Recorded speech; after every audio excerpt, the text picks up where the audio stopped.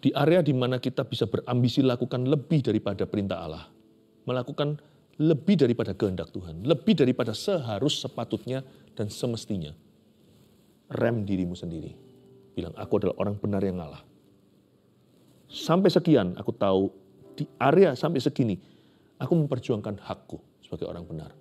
Tapi lebih dari sini, aku tahu itu sudah keluar dari benci dan motivasiku yang salah di depan Tuhan.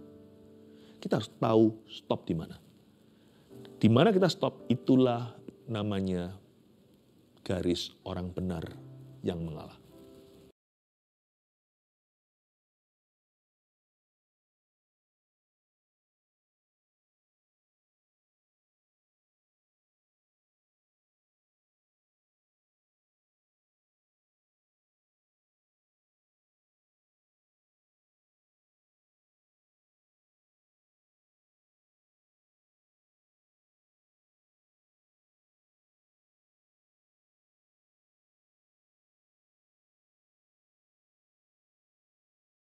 Bagimulah segala kemuliaan, hormat, semuanya Engkau yang suci dan kudus. Dan rahmat-Mu kami terima. Kami percaya hari ini Engkau hendak memberkati umat-Mu yang tercinta, keluarga Saat Teduh Bersama. Sekali lagi sembunyikan hamba di balik salib-Mu. Sampaikan sabda-Mu, wahyukan diri-Mu. Dalam nama Yesus. Amin. Amin. Baru minggu kemarin, saya ada di GMS Denpasar, Bali. Dan saya menyampaikan suatu firman, judulnya sederhana, bahagia itu mudah. Semua saya cover kecuali 1-2. Salah satunya yang belum sempat karena waktu, karena pengajaran waktu itu semakin mendalam, dan makin fun, makin menyenangkan, dan bisa temu jemaat, lepas kangen. Dan waktu tidak memungkinkan, jadi apa yang saya sisakan kemarin, saya bagikan di Saat Teduh Bersama. Ya, saling melengkapi. Jadi kalau Anda di pengajaran yang ada di ibadah, di GMS yang saya gembalakan, dan dengan di Saat Teduh Bersama selalu akan saling komplimen, saling membuat lengkap. Dan satu yang belum saya bagikan kemarin yaitu tentang murah hati. Berbahagialah orang yang murah hatinya. Jadi saya kasih judul, bahagia orang yang murah hati, Matius 5 ayat 7, satu ayat saja. Nanti saya akan jelaskan apa artinya. Kita baca ya, berbahagialah orang yang murah hatinya. Mengapa? Karena mereka akan beroleh kemurahan. Tuhan itu ada timbal baliknya. Meskipun hubungan kita dengan Tuhan tidak transaksional. Tapi Tuhan itu tahu. Kalau manusia aja bisa tahu diri, masa Tuhan itu tidak pengertian. Tuhan itu tahu kita ini manusia hanyalah debu dan tanah. Kita ini punya kebutuhan. Dan kita juga butuh pembelaan Tuhan, penyertaan. Tuhan bilang gini, kamu murah hati dulu. Karena aku menguji kamu. Nanti ya, kemurahan Tuhan atas hidupmu tak akan sebanding kemurahanmu terhadap orang lain. Selalu sama Tuhan itu ada kembalian. Tuhan itu selalu overspending sama kita. Tidak pernah Tuhan itu pelit, kikir seperti manusia. Manusia bisa murah hati, tapi kemurahan hati manusia belum sempurna. Dia biasanya murah hati di hal tertentu, tapi di hal yang lain dia sangat-sangat pelit. Misalnya, jikalau seorang berlebihan materi, dia suka memberi. Tapi mungkin pengampunan dia tidak mudah. Jadi kalau bicara soal berbagi barang, uang, bisa jadi oke gitu ya. Karena kita bisa memberi dari kelebihan jikalau kita berkelimpahan. Tetapi mungkin soal pengampunan, penerimaan, orang yang salah padanya, lebih nggak gampang. Lebih gampang kasih barang dan uang daripada menerima kembali orang. Tapi sebaliknya ada orang yang memang mengampuni oke sih. Jadi kalau memaafkan itu mudah. Apalagi tipe orang yang mudah lupa dengan kesalahan orang lain. Puji Tuhan ya. Tapi nggak lengkap. Karena kalau soal harta dunia, kayak begini. Pelitnya bukan main. Pokoknya ginilah, aku nggak ngurusi kamu, kamu nggak usah urusi aku. Jadi ada gitunya. Kemurahan hati orang itu nggak sempurna. Makanya kita itu selalu punya ruang untuk bertumbuh. Setiap manusia itu yang mau belajar seperti Tuhan, murah hati itu harus disempurnakan. Dan Tuhan berjanji, kalau kita semakin murah hati, Tuhan juga akan semakin murah hati sama kita. Bahkan saya jadi ingat nih, di pasal 6 nanti. Nggak usah dibuka. Doa Bapa kami. Bapa ampunilah dosa kami. Seperti atau sebagaimana kami pun mengampuni yang bersalah pada kami. Tuhan itu membuat satu perbandingan. Kamu ampuni orang lain, aku akan ampuni dosamu yang lebih besar terhadap aku. Luar biasa Tuhan itu. Tuhan itu ayah yang mendidik. Bayangin kalau kakak beradik. Kalau semuanya kakaknya terus pegang teguh pada kesalahan adiknya, papanya lama-lama bisa nggak tahan dan berkata, Papa juga pegang kesalahanmu loh. Kamu ampuni adikmu, Papa ampuni kamu. Atau misalnya adiknya pelit sekali, nggak mau share ice cream. Ya sudah, itu berarti ice cream terakhirmu ya nak. Loh kenapa? Kamu share sama Koko. Kamu share sama abangmu. Nanti Papa akan belikan, tapi nggak sekarang. Supaya kamu nggak terlalu banyak manis-manis hari ini. Jadi Papa janji, apa yang kamu kasih ke saudaramu, Papa akan tebus itu. Masa papamu itu akan perhitungan sama kamu? Kamu perhitungan sama orang, ayahmu akan perhitungan sama kamu. Dia adalah Bapak yang mendidik. Makanya dia berkata begini, kamu murah hati, berbahagia. Kamu yang berbahagia. Kata berbahagia di situ tuh powerful sekali. Kalau dalam bahasa Indonesia kan bahagia itu happy. Bukan hanya joyful ya, ya betul. Orang yang murah hati itu akhirnya hidupnya sendiri happier. Lebih bahagia, loh kok bisa? Iyalah coba lihat kalau orang itu gini terus itu kayak orang itu selalu sama orang itu curiga, perhitungan, gak kenaan, tersinggungan, lalu sangat terlalu perhitungan sampai ini aku, ini kamu, ini kamu, ini aku. Mana bisa bebas ya orang begitu ya? Mana legawa? Orang yang kayak gitu hidupnya itu nggak mungkin happy, apalagi happier. Tidak ada joy, tidak ada sukacita dalam dirinya. Tapi orang kalau hidupnya itu lebih ke it's okay. Lebih cenderung nggak apa-apa. Bukan orang yang mau dibodohi atau ditipu ya, tapi orang yang it's okay lah. Kalimat it's okay lah itu membuat kita panjang umur loh dan awet muda. It's okay lah. Ya sudah lah. Ya sudah udah lalu. Lain cerita kalau di depan, ya kita pasti akan bisa prevent atau kita bisa cegah.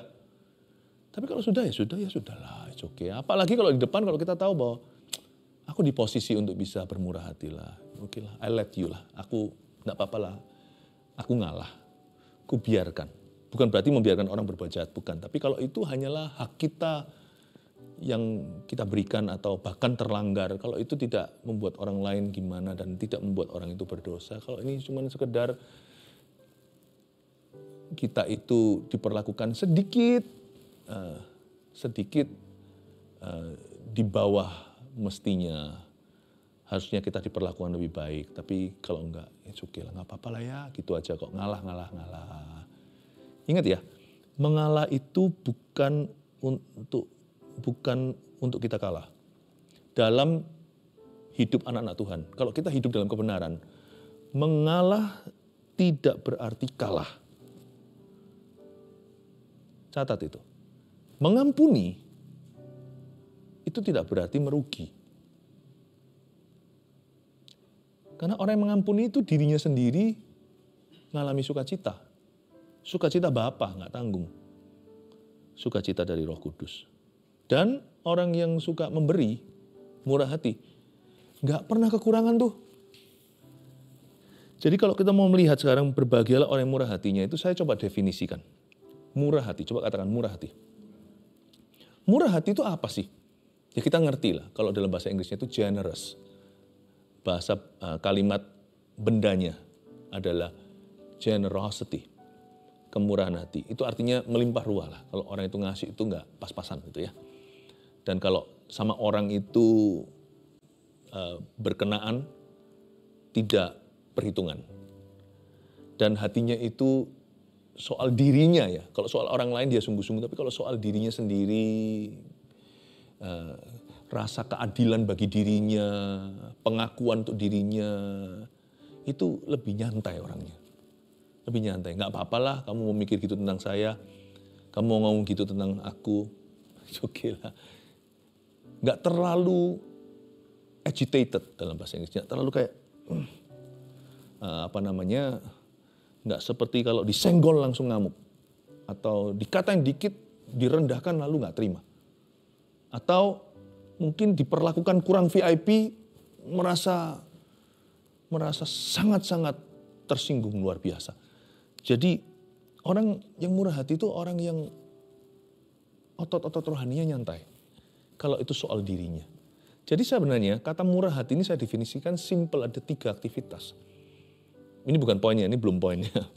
Tapi ada 3 aktivitas yang saya rasa itu berhubungan dengan kemurahan. Mengalah. Jadi kalau Anda mau tahu apa itu orang murah hati, seperti apa orang yang murah hatinya? Orang yang suka ngalah. Itu orang yang murah hati. Itu Tuhan suka banget. Itu Tuhan merasa dia saudaranya. Ya. Tuhan merasa kalau this is like me. Ini kayak aku ini. Like father, like son. Orang suka ngalah. Orang suka ngalah. Orang seperti apa lagi yang murah hati? Orang yang suka ngampuni. Orang yang mau ngampuni lah. Suka sih, mana ada yang suka ngampuni. Kita juga suka dilanggar kok. Kita nggak suka disakiti. Tapi mau mengampuni. Dan kalau dia ngampuni, dia nggak tanggung. Ini tampar pipi kanan, kasih pipi kiri itu bukan berarti mau dibodohi ya. Maksudnya kalau aku ngampuni itu sungguhan tulus, benar-benar demi Yesus, dan aku ampuni itu sampai tuntas. Bahkan kalau sampai perlu, aku akan berkati orang itu. Nggak apa-apa kok. Karena kenapa? Karena berkatku datang dari Tuhan. Mana ada orang yang memberi berkat itu, dia kekurangan. Makanya itu yang aktivitas ketiga yang saya pahami tentang kata murah hati itu adalah suka memberi. Nggak gegabah memberinya itu berolan seperti orang yang lalu habis itu besok hari kekurangan karena dia tidak punya perencanaan. Tidak, tetapi maksud saya dalam merencanakan pun dia itu tidak pas-pasan. Dia selalu memikirkan apa yang terbaik yang dia bisa berikan, baik kepada Tuhan maupun kepada sesamanya. Orang suka mengalah, mengampuni dan memberi itu orang murah hati. Di Perjanjian Lama, saya pelajari orang murah hati misalnya. Contoh ya, yang suka ngalah itu siapa? Daud. Hatinya berkenan pada Allah. Anda ingat ya, cerita tentang bagaimana dia dikejar, diburu seperti hewan buron oleh Saul, yang adalah Raja Israel pertama, ayah mertuanya. Pada saat suatu hari bisa aja Tuhan itu menguji dia. Kok bisa dari semua gua yang ada di seputar En-Gedi, Adulam sana, kok bisa dia masuk buang hajat Saul itu pergi ke gua di mana Daud ada bersama dengan ratusan tentaranya. Semua pelarian. Itu Daud sama sekali tidak mau bergeming. Meskipun dia sudah didorong sama orang-orangnya sendiri. Ayo ini Tuhan, bahkan pakai nama Tuhan lagi. Tuhan sudah kasih Saul ke tanganmu, bunuh. Daud hanya potong punca jubahnya, itu pun gemetaran. Setelah selesai dari jauh, setelah pergi jauh, dia menampakkan diri, ayahku. Dia berkata, Raja, Baginda, kalau aku memang ingin berniat buruk atas hidupmu, lihat ini, punca jubahmu, sudah ada padaku. Biarkan Tuhan menjadi hakim antara kau dan aku. Dan Saul langsung tertemplak, dia berkata, engkau lebih benar dari saya. Lalu Saul membawa semua tentaranya untuk hari itu berhenti mengejar Daud. Tapi besok lusa, minggu depannya kumat lagi, lalu kejar lagi. Daud itu ngalah terus kalau Anda baca. Makanya Tuhan itu sangat angkat dia. Mau tahu kenapa? Karena dia murah hati. Dia murah hati nggak tanggung sama enemy, sama musuhnya. Yang aktif loh ya, bukan musuh yang pernah menyakitinya, yang sedang menyakitinya. Kata murah hati ini powerful loh. Susah dilakukan. Tapi kalau kita melakukannya, kita akan bahagia, kata Tuhan. Dan kata berbahagia, tadi saya belum lengkap menjelaskan. Memang betul bicara tentang joy, sukacita, kalau kita melakukannya. Tapi kata berbahagia di situ itu artinya dalam bahasa Inggrisnya blessed. Blessed be the one. Diberkatilah dia. Atau diberkatilah orang yang murah hatinya. Berarti Tuhan memang sudah menyediakan berkat orang yang murah hatinya. Itu hanya untuk orang yang murah hati berkat itu dikasih. Jadi kalau kita nggak murah hati, kita nggak bisa cari di kulkas manapun, di lemari manapun di kerajaan sorga, di bumi dan di langit ini nggak bisa ketemu, kecuali kalau kita belajar bermurah hati, baru berkat itu dicairkan dalam hidup kita. Ada kata berbahagia yang artinya blessedness, bukan happy atau happier, bukan hanya joy atau sukacita, bukan hanya feeling saja, ada berkat yang benar-benar material yang Tuhan serahkan kepada orang yang murah hatinya. Dalam konteksnya Daud, tahta diberikan padanya. Merinding saya kalau saya renungkan tentang Daud, gimana dia terus ngalah. Dan dia kalau ngalah sekali, orang kalau ngalah sekali belum bisa disebut murah hati. Kalau ngalah terus itulah baru murah hati. Tapi kalau ngalah, lalu habis itu kita gembar-gembor ngalah kita, atau kita setelah itu kita sambil ngeluh ngalah, aku harus ngalah lagi, gini lagi, kapan dia akan berubah? Aku harus terus terima, menerima ini. Nah kalau gitu sudah otomatis kita meng-cancel berkat kita. Karena Tuhan melihat kita sudah memuji diri sendiri, maka Tuhan tidak akan memberikan pujiannya pada kita. Pujian Tuhan itu bukan bentuk kata-kata. Pujian Tuhan itu dalam bentuk perlakuan sorga atas hidup orang itu. Akan ada sesuatu yang ter-cancel sendiri. Makanya orang murah hati, bahasa Malaysia jangan banyak bercakap tentang kemurahannya. Karena Daud diangkat, karena dia tidak banyak bercakap. Kalau saya pikirkan tentang mengampuni ya, ini storytelling ya. Saya banyak bercerita-cerita aja dengan Anda. Mengampuni itu Yusuf perjanjian lama ya, itu luar biasa. Dia itu disalahi sampai akhirnya waktu dia menyatakan dirinya pada saudara-saudaranya yang tidak tahu dia itu siapa, mereka ketakutan kan, atau mereka ketakutan mati, koko-kokonya yang jual dia ke saudagar itu yang lemparkan dia di sumur apalagi, wah ketakutan semua, ngeri itu, hari itu horor buat mereka. Karena sifat manusia pada dasarnya pasti akan vengeance atau balas dendam. Tapi Yusuf bisa ngomong begini, kalimat yang sangat terkenal tuh di kitab Kejadian. Kau memang berniat buruk atas hidupku, tapi Tuhan memakai itu untuk mendatangkan kebaikan. Dia mengutus aku dulu mendahului kamu untuk memelihara dan menyelamatkan seluruh dunia. Supaya aku memberimu makan. Lalu dia terakhir berkata, bagaimana kabar ayah? How is papa? Wow.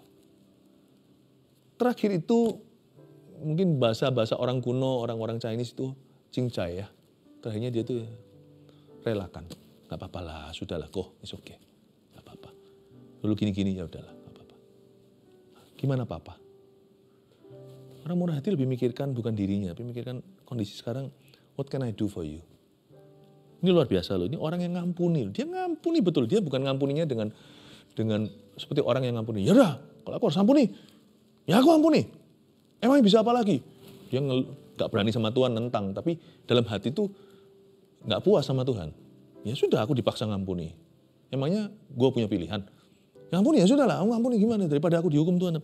Gak rela gitu. Murah hati itu selalu rela. Kalau gak rela bukan murah namanya. Bukan murahan ya, gak murah hati namanya. Orang rela hati itu mengampuni dengan senyum pada akhirnya. Dengan legawa, ya sudah, oke lah. Tentunya Yusuf tidak akan mau dijual lagi ke dalam sumur. Coba lakukan itu. Yusuf akan berkata, no, jangan lakukan itu lagi. Dan dia sekarang berkuasa. Justru orang yang mengampuni tidak merugikan, malah jadi Perdana Menteri kan. Kalau enggak, Tuhan lihat kemurahan hatinya dulu. Tuhan akan percayakan dia gandum Timur Tengah sampai Afrika. Itu semua makan dari Mesir. Mesir itu kan di benua Afrika. Betul ya? Ya. Jadi semua makan dari sana. Karena Tuhan hanya menyerahkan kemurahan atas dunia ke tangan orang-orang yang murah hati di hadapannya.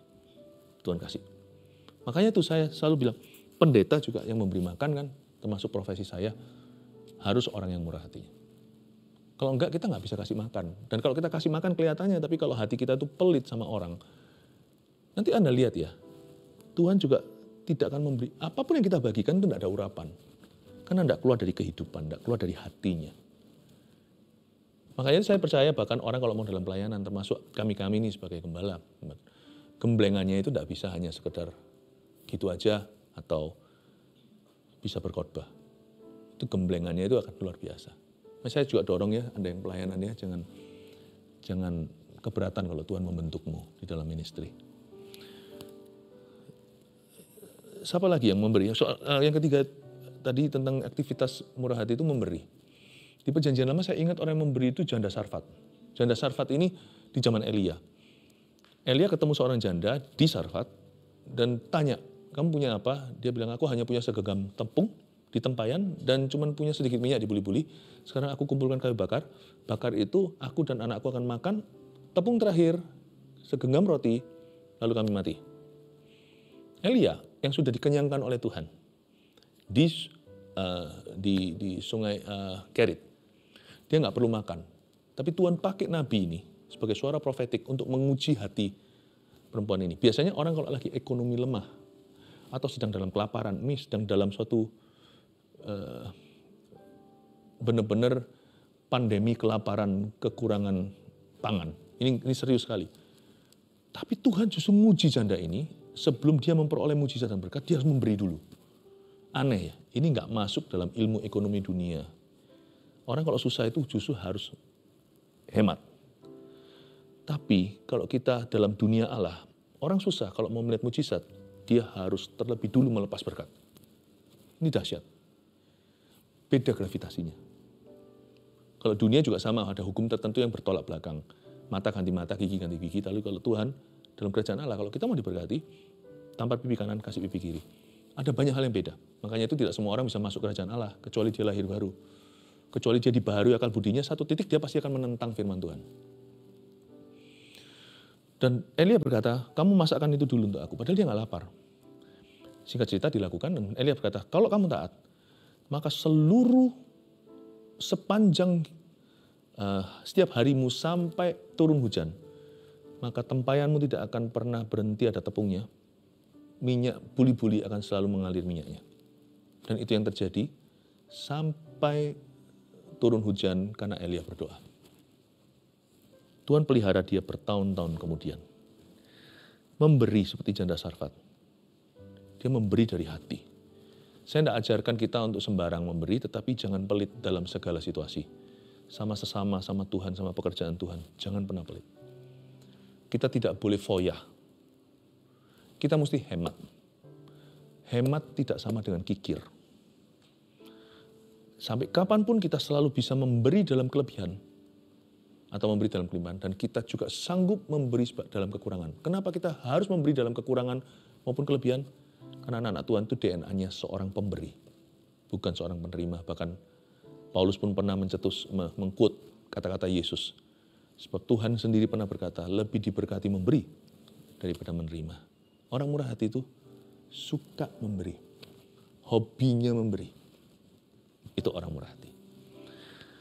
Saya kasih sekarang tunjukkan pada Anda 3 poin berikutnya. Berkat apa bagi orang yang murah hatinya? Inilah bahagia orang yang murah hati. Inilah kebahagiaan sesungguhnya. Nomor 1. Ini bahagia mereka. Orang benar yang mengalah akan dibela Allah. Itu kebahagiaannya. Dan itulah berkatnya. Katakan dibela Tuhan. Itulah berkatnya orang murah hati.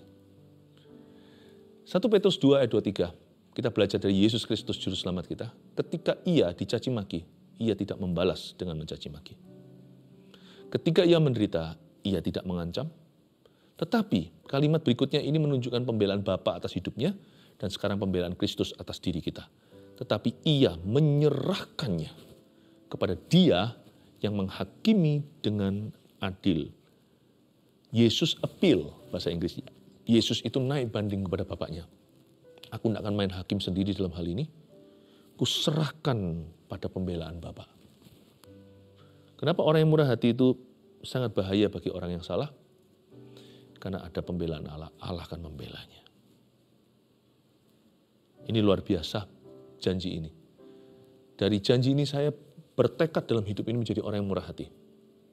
Kenapa? Karena tidak semua itu adalah urusan saya. Sisanya adalah urusan Allah. Tugasku hanya menjadi generous. Dan biar Tuhan menghitung apa yang Dia lihat padaku dalam kirbatnya.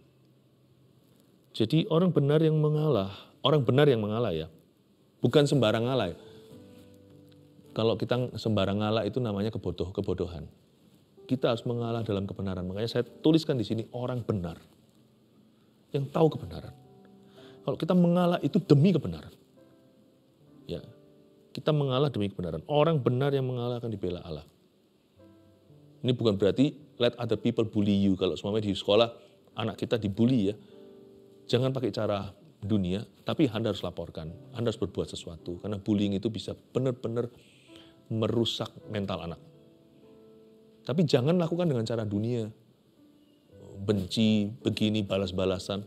Ada cara lebih baik kok, malah lebih efektif menurut saya. Lebih efektif, itu justru lebih kena. Tapi jangan kau benci, jaga hati dengan segala waspada. Di area di mana kita bisa berambisi lakukan lebih daripada perintah Allah, melakukan lebih daripada kehendak Tuhan, lebih daripada sepatutnya dan semestinya. Rem dirimu sendiri. Bilang, aku adalah orang benar yang ngalah. Sampai sekian, aku tahu di area sampai segini, aku memperjuangkan hakku sebagai orang benar. Tapi lebih dari sini, aku tahu itu sudah keluar dari benci dan motivasiku yang salah di depan Tuhan. Kita harus tahu stop di mana. Di mana kita stop, itulah namanya garis orang benar yang mengalah. Di area itu, kita tahu bahwa itulah batasnya. Selebih dari sini adalah imigrasi Allah. Aku berhenti sampai persis sebelum garis merah. Yang ada tulisannya OBYM. Orang benar yang mengalah. 2. Siapa mengampuni sesamanya dikenan Bapa. Sebenarnya ada sedikit puji Tuhannya kalau orang itu salahi kita. Karena itu kesempatan untuk kita dapat token baru. Yaitu perkenanan Allah. Jika engkau menguji aku akan keluar seperti emas, kata Ayub. Ya. Siapa mengampuni sesamanya dikenan Bapa. Matius 6 ayat 14-15 bunyinya.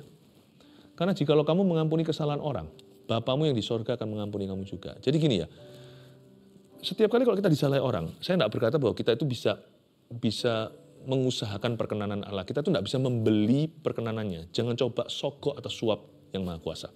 Tapi ada saatnya kita itu berada di posisi memiutangi orang lain berutang sama kita. Jadi kalau kita menunjukkan murah hati, dalam bahasa Inggrisnya murah hati itu mercy. Mercy itu seperti orang kalau dijatuhi hukuman lalu habis itu diringankan karena ada grasi. Ayat 14 bunyinya, karena jikalau kamu mengampuni kesalahan orang. Kalau ada orang salahi kita kan itu bukan dari Allah. Itu kan perbuatan baru. Setiap orang yang salah sama kita itu kan itu dosa yang kreatif yang dia lakukan saat itu. Jadi kalau ada orang berbuat salah sama kita dan kita akhirnya diperhadapkan dengan sebuah pilihan, saya bisa melakukan kejahatan terhadap orang ini atau saya melakukan apa yang benar di depan Tuhan dan saya mengampuni orang ini. Kita punya pilihan. Dan itu di ranah pilihan bebas manusia atau kehendak bebasnya. Kalau orang salahi saya akan terakhirnya saya akan ampuni dia. Ya sudah, enggak apa-apa. Saya ampuni dia. Itu seperti memberi pesan kepada Tuhan, someday kalau sampai aku bukan berharap dan aku tidak berniat tentunya dan tidak merencanakannya, kalau sampai suatu hari aku ada salah Tuhan, remember this day. Ingatlah hari ini bahwa aku melepaskan orang yang bersalah kepadaku. Kalau sampai suatu saat ada salahku, please remember me. Waktu hari ini aku mengampuni. Itu ayat ini bicara tentang perkenanan favor di depan. Ya. Tapi kalau sekarang kita sama orang itu cekik lehernya, seperti hamba yang memiutangi seseorang, rekan sesama hamba juga, tapi utangnya nggak seberapa, itu dicekik di lehernya gini sampai gimana. Wah, siap-siap ketemu sama algojo, majikan. Tapi kalau hari ini kita disalahi dan kita mengampuni, belilah perkenanan itu, belilah. Sungguhan kita nggak bisa membelinya, tetapi seolah-olah kita memiutangi Allah. Sebagaimana sebagaimana aku mengampuni kesalahan orang, Bapa di sorga akan mengampuni aku juga. Ayat 15 bunyinya, tapi jikalau kamu tidak mengampuni orang, Bapamu juga tidak akan mengampuni kesalahanmu. Murah hati itu memiutangi, seolah ya, tidak sungguhan. Karena Tuhan tidak utang sama siapa-siapa. Kemurahan hati seseorang itu memiutangi yang maha kuasa. Saya senang. Kalau saya lihat orang sedih ya, tidak ada yang suruh, apa saya didorong Roh Kudus, tidak, saya akan ngomong sama dia, saya kuatkan dia, saya perhatikan dia, saya peluk dia, saya doakan. Waktu dia setelah pergi itu saya senang sekali. Saya tidak tahu tadi Tuhan itu suruh saya atau enggak, pokoknya saya lakukan sesuatu, orang itu terhiburkan, dikuatkan, saya perhatikan, dia pergi gitu rasanya, saya seperti memandang ke Tuhan dan berkata, Tuhan someday kalau aku yang down, remember me, ingat aku. Itu bukan jual jasa sama Tuhan, bukan. Tapi saya rasa Tuhan berkenan. Yang gitu diterima kok, itu korban namanya. Ingat ya Tuhan, aku tulus lakukan ini demi Yesus untuk Tuhan. Tapi waktu giliranku suatu hari, kalau aku yang lagi lemah, aku yang butuh dikuatkan, remember me Tuhan. Entah kau utus seseorang atau tidak, ingatlah aku, waktu aku lemah, kau pun akan menguatkan aku. Karena orang lemah tidak pernah aku abaikan. 3, tidak ada orang yang jatuh miskin karena memberi, catat itu. Hari-hari ke depan ini orang bilang ekonomi lesu segalanya itu, jangan jadi orang yang kikir.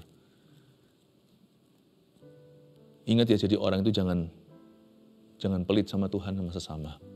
Itu jangan pernah. Dan tidak pernah ada orang yang jatuh miskin karena memberi. Amsal 11:24-25 bunyinya, ada yang menyebar harta. Ini bukan foya ya. Menyebar ini nabur, tapi bertambah kaya. Ada yang menghemat secara luar biasa, namun selalu berkekurangan. Ironis kan? Ayat 25. Siapa banyak memberi berkat. Nah, kita langsung tahu tadi menyebar harta bukan foya-foya. Siapa banyak memberi berkat. Memberi di sini murah hati, giving, diberi kelimpahan. Siapa memberi minum, ia sendiri akan diberi minum. Konsisten sekali Amsal 11 ayat 25 sama Matius 5 ayat 7. Berbahagialah orang yang murah hatinya karena mereka akan beroleh kemurahan. Amsal 11:25 bilang, siapa memberi minum, dia sendiri akan diberi minum. Gak pernah kok dalam sejarah orang jatuh miskin karena suka memberi. Gak ada. Tidak berarti kalau orang memberi dijamin jadi kaya atau lebih kaya. Jangan memanipulasi Allah. Memberi itu adalah bukan hanya kewajiban kita, itu adalah hak kita sebagai orang benar. Hak kita. Karena kita tidak boleh mencanangkan diri sebagai orang yang mengemis roti dan keturunan kita, anak cucu kita minta-minta. Memberi ya, tidak ada orang yang jatuh miskin karena memberi. Tapi lain cerita dengan Anda meminjamkan. Zaman sekarang ini udah zaman yang beda. Nggak ada yang namanya pinjam-pinjaman. Jangan coba-coba jadi perbankan. Apalagi kasih bunga orang. Kalau Anda bukanlah institusi untuk itu, jangan lakukan itu. Zaman sekarang itu kalau memang orang bilang pinjam, kalau Anda memang masih mengharapkan dikembalikan, apalagi dengan bunganya, mending jangan. Tapi kalau memang Anda mau bantu seseorang, sekalipun orang bunyinya pinjam, kalau memang ada Anda punya, dan memang Anda digerakkan, dan memang tepat pada tempatnya, Anda mau memberikan sesuatu, tidak usah dalam nama pinjam lah. Apa yang Anda pinjamkan itu Anda harus siap untuk tidak dikembalikan. Karena ini adalah zaman yang sangat-sangat tidak menentu. Jadi kalau Anda tidak rela, kalau ada orang yang tidak rela meminjamkan, ya sudah jangan kecewa sama orang nanti suatu hari. Mana ada Pastor Philip, saya pinjamkan sama orang malah justru nggak kembali. Siapa suruh? Tapi kalau kita memberi itu kan kita tahu bahwa kita dalam kemampuan itu dan kita sudah perhitungkan, kita sudah rencanakan dan kita sudah doakan. Kalau kita memberikan pada seseorang bantuan misalnya, dan bukan ingin itu kembali, apalagi dengan bunganya, jangan jadi perbankan. Tapi kalau itu Anda berikan, itu tidak kembali, ya sudah itu taburan. Jangan taruh posisimu mudah dikecewakan sama orang. Mendingan di depan udah jelas, aku memberi ini bukan meminjamkan. Kalau enggak, mending langsung bilang no aja, ditolak dengan sopan. Daripada enggak jelas, nanti dua-dua dikecewakan. Saya dorong Anda untuk mengerti prinsip rohani ini. Enggak ada orang become poor because of giving. Dan itu adalah prinsip kerajaan Allah. Bumi langit bisa berlalu, seiota ini pun tidak dikenapi. 3 poin sini dicatat.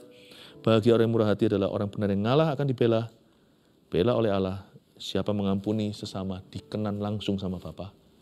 3, tidak ada orang yang jatuh miskin karena memberi. Mari kita sama-sama menghampiri tahta Allah sekali lagi.